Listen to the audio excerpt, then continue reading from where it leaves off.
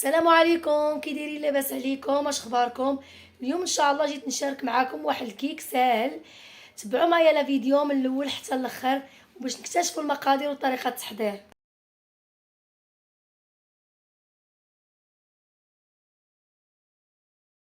بسم على بركه الله. عندي 3 البيضات هما كما كتشوفوا. غندير كيكه ساهله.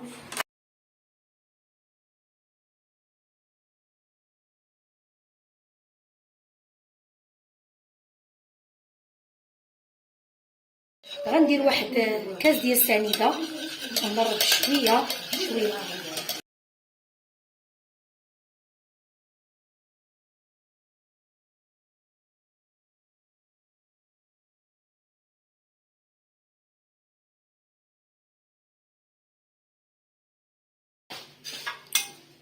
غندير هذاك الليمون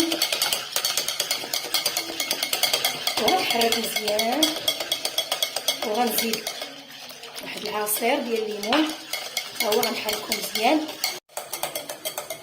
غنكب الزيت بشويه بشويه، واحد كاس ديال الزيت.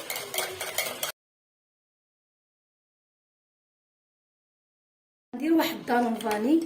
غتقولوا لي علاش درتي كاس ديال العصير ودانون؟ انا بغيت ننوع ما بين الدانون والليمون، غتجي زوينه. راه جربتها وصدقت ليا زوينه ودابا بغيت نشاركها معكم. صافي. ودابا غندير الطحين على حسب الخليط. نتوما عارفين الطحين ضروري على حسب الخليط. بسم الله. غندير الكاس الاول ديال دانون. غتزيد تقريبا شي 4 الكيسان ديال واحد 3 الخمارات حمرين ها هما كما كتشوفوا. انا غندير عشوائيه.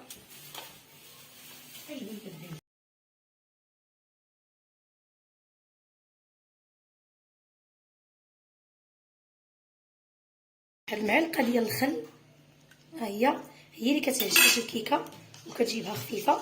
غندير حتى هو الاخر باش ما تخسرش من الخميره. صافي بعد ما كملنا. صافي دابا غنعلي يدينا بحال هكا وغنديرها في المول.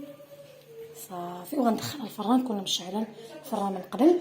صافي. انا هذا هو الشكل النهائي ديال الكيك البرتقال. كيجي هشيش ولذيذ. زينته بداك الشيء اللي كان متوفر عندي. نتوما كيرجع لكم الاختيار. وصلنا لنهايه الفيديو. كنتمنى ينال الاعجاب ديالكم وما تنساوناش بواحد لي لايك للتشجيع. مع السلامه الى فيديو اخر.